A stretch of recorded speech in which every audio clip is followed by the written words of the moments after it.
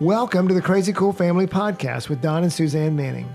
Parents, what if we could give you the power to transform your family into something absolutely amazing? A family where everyone is healthy, gets along, loves Jesus, and has great purpose in life. Hey, let us flip your thinking to unlock the power God has given you to create your own Crazy Cool family.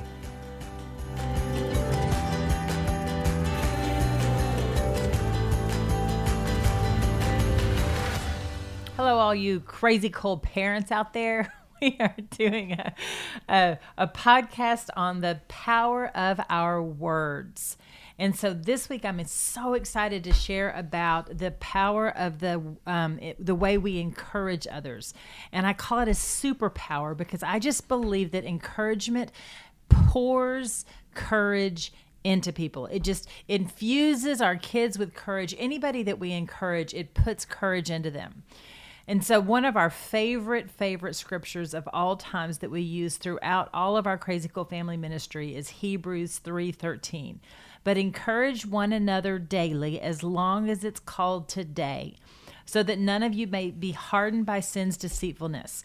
And I love the part about as long as it's called today, because reality is it's always today. It's always today. And so I want to leave you with that, knowing that when we are called to encourage our kids all the time, every day. And so today I'm so excited to share with you Michael, our firstborn son. And he is words of affirmation. Would you say that? Of the 5 love languages? Yeah, I'd say it's probably my highest. But gift giving's right next to that, right? Like you. It could be. I do like gifts. I can't remember when you said I can't remember when it was, but you said, I think I'm gift giving. I think I really like gift giving. And I think all the children at some point in time have thought that as well. I mean, who doesn't like to get things, right? That's true. But there was at some point in time, when do you think it was that you realized words really do mean something to me? I think it was probably later on, closer towards like the middle of high school or so, really when I figured out all about 5 love languages and learning about myself. I realized that I just like really cared about people's encouragement towards me, and I felt like I was on top of the world when someone said, "Hey Michael, good job this, good job that," versus someone just giving me a hug or something was just not my favorite. Thank you. No. Don and I were laughing the other day about our kids that are physical touch and the ones that are not, and the ones that love that and the ones that they don't. And so this is another one of the languages, though, is the words of affirmation. And so what I want to talk to Michael today just a little bit is I just kind of want to ask him questions about what it was like even as a kid growing up and then now, because I believe that all of our kids are words of affirmation. I think that they all need it. They all need to be encouraged by it, but some of them might not be able to tell you. They might not be able to articulate what it is that they need from you. And so I'm just going to ask Michael some questions about encouragement and the effect that it's had on his life. But I want you to focus on the main point. The one thing, if you don't take anything else away from this, I want you to take away the point that encouragement will change your child from the inside out. It rearranges what's going on inside them, and it makes them see things differently, act differently, respond differently. And so encouragement is, as I say, a superpower. And so we're going to just kind of hear from Michael how it was a superpower in his life and how we used it and how we didn't use it, and maybe even how that, works. So to start off with, what do words of encouragement do for you? I think that the words of encouragement do a lot for me in particular, but it just gives me life. It makes me be able to have confidence in myself. I'm a pretty confident person in the first place. But whenever I know I have someone behind me, there's not a lot of things that I think will stop me from getting done what I think I can get done.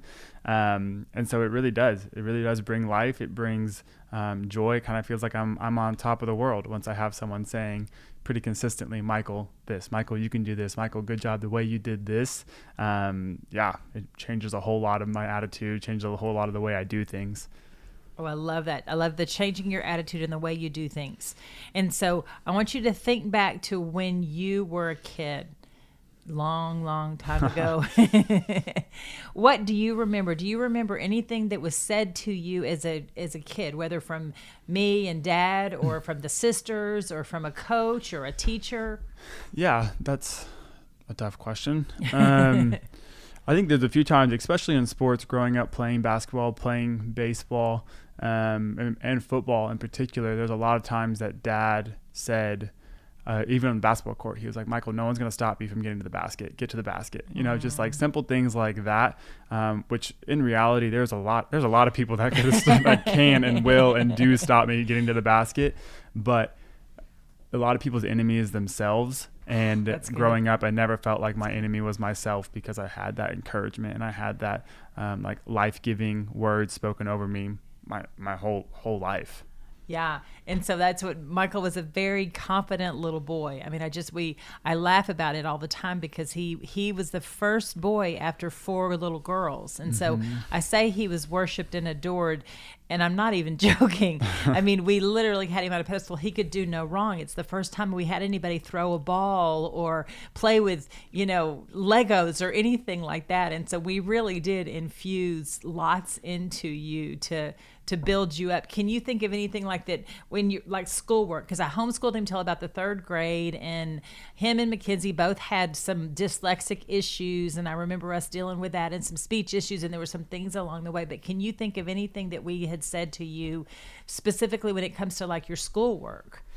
Yeah, I think that school does not come easy to me, and I don't love school. But there's a lot of things that I think Dad and you encourage me in, where like, find the things that you want to do, and go after them and be like the best in that thing. I didn't love English growing up, and I didn't love reading growing up, but seeing the value of it, seeing the encouragement, seeing Dad read so much, I've learned the value and seen the encouragement, kind of with the school. But it took someone saying, hey, you can do this, you can actually do it, before I knew I could do it. Oh, that's so good. I mean, just not to brag on yourself or anything, but about how many books do you read now in your 20-year-old life?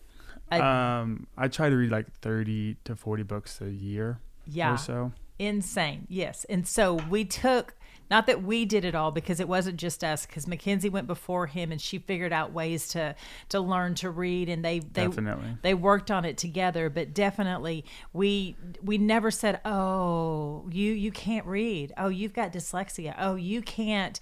It was always like, no, you can do this, and we're doing this, and we're going to all do it together. Oh, so good. Okay, so now another thing I want to ask you is, how did we encourage you in your like relationship with Jesus?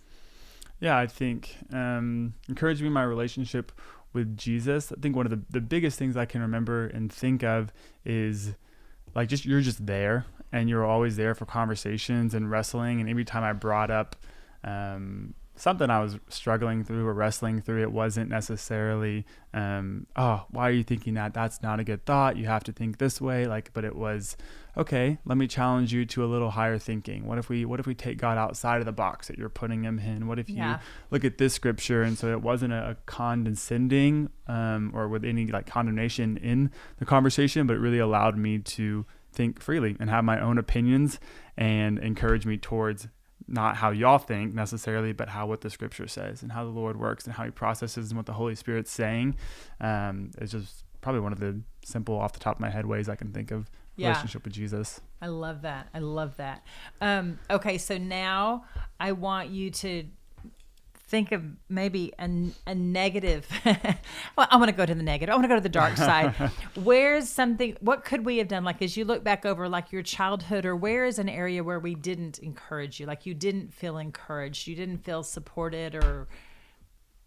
Yeah, I think that I'm a pretty like to myself person. I'm pretty like I'd rather hang out inside and then go out and do something crazy. Somewhat private. Some would maybe say an introvert. Reserved. Introvert. Yeah, that's kind of with my safety and where I lean to. And now especially as I'm in college, there's a lot of things that just people go out and do and have a lot of fun, and they're kind of wild and they're kind of crazy. And I was always not encouraged, but I felt like I was just like more comfortable. And so I think that it would have been awesome if I was encouraged more to go out and to be a part of the big group and be a part of the parties and stuff like that. But on the flip side, I didn't want to do that back then, but it is a crucial point in development and social skills and stuff like that I feel like I'm a few steps behind in. 100% admit and confess that I tried to raise introvert children.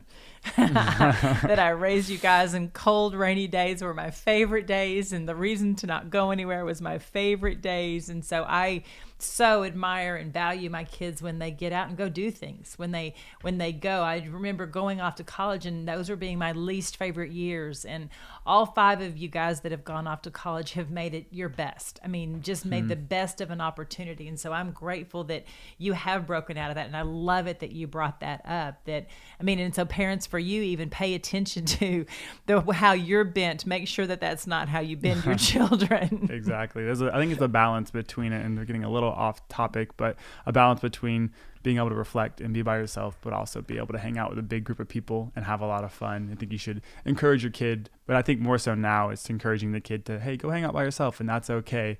But also being able to encourage the introvert to themselves kid to, hey, go hang out with the baseball, go hang out with the football team. It'll be fun and good for you. Yeah, that is so good. And the key there is when he talks about encourage, that's the way to shape them and mold them and point them and direct them. And that's to do that. Hey, to point them in that direction. I love it that you used that like that. Okay, so how do you encourage others? What do you do in your... I just think men struggle with that a little bit. And I think young men maybe even do even more, because it just feels like a foreign language sometimes. Yeah, definitely. It can definitely feel like a foreign language. Even it feels weird sometimes as I'm encouraging people. Dad says the same thing. And I'm like, I don't know why this should feel weird. It's only benefiting them. Like, it's only making them, like I said earlier, it makes you come alive. Like, everyone likes words of encouragement. But for some reason it's hard to still say it. So getting over that mental block, and the first thing of, you are literally speaking life to people, and you're not hurting them, and it's only going to be beneficial. But some practical ways that I've learned to encourage my roommates or encourage people around me is to know how they want to be encouraged. Okay, how do you know that? That's great. Yeah, that's a good question too. I think knowing is asking them. I ask my roommate all the time. Good. I say, hey, what does it take to love you best? Like, what does that look like? And he'll let me know. He's like, hey, to love me best in this situation, I need you to do this right here. And so I'll do it, and I'll remember it, and I'll write it down. But I think one of the coolest ways that I've seen recently of encouraging people is just letting them know how much you appreciate them. And so there's a stack of thank you notes that I got a long time ago. But when you graduated from high school, or before that? Yeah, I got a long time ago. We'll just keep it at that. And I have them in my room, and I can just kind of emotionally see people that might not be feeling right, and so I just can write them a quick note, hey, thankful for you in our relationship, and bring up a quick example, and give it to them. And it's crazy how that simple note, that simple thing that maybe took you 2 or 3 minutes to write, can really change someone's day. Oh, I love that. And so parents, what that looks like for you, I mean, of course, do that for the people in the outside world, but the people in your life right now, your children, tuck that little note of encouragement in their lunchbox. Write it with a dry erase marker on their mirror. Put a little note on their pillow before they go to bed at night. Or I would hide it in their drawers, so they find it at some point in time, some random time that is God ordained, that you don't even know when that is. Mm-hmm. But yes, you can use, I love the written words of encouragement. I love that you brought that up. Yeah, so good. Just to know how they need to be encouraged. So, okay, let's change to, how are you encouraged most? Like you said that how are you best loved? I love that, that you said that. Best loved, best encouraged. I think those are two similar questions, but a little different. I say best encouraged is Mackenzie, my older sister, does an incredible job of this, is that she'll notice the things that I take pride in and stuff that I've worked really hard on, because those are the things that you have the most skin in the game, and so whatever people say, there's a little more weight to it, whether it's good or bad. And so finding those things are the people that they're proud of it, and being able to encourage and those things, it's exponential, good or bad. So you have to really be careful with your tongue. so whatever that looks like in my life, if I'm like really, really studying for a test and I'm like really, really working on it and stuff like that, and I get a good grade, that's awesome for someone to be like, hey, that was awesome. I saw what you did. And I saw the fruit of it. But if anyone can notice, for me, if anyone can notice how much work I've put in, like I'm not just reaping the benefits of everything, but if they see the work that I put in and they notice it, I'm like, whoa, like that is really, really valuable to me and really, really encouraging. So I love that. And the picture that I got as Michael was talking is when he was a little boy and he would concoct this amazing Lego masterpiece. Like we would give him the kit and he could master the kit in a heartbeat. But after the kit was built and then disassembled, that he would build his own amazing thing. And he would come down and say, Mom, look what I made. And I just go back and I know that there were times that I did it right. Oh my gosh, Michael, that's amazing. That's incredible. And I know there were other times that I was busy, whatever that means. And I'm like, oh yeah, that's great, babe.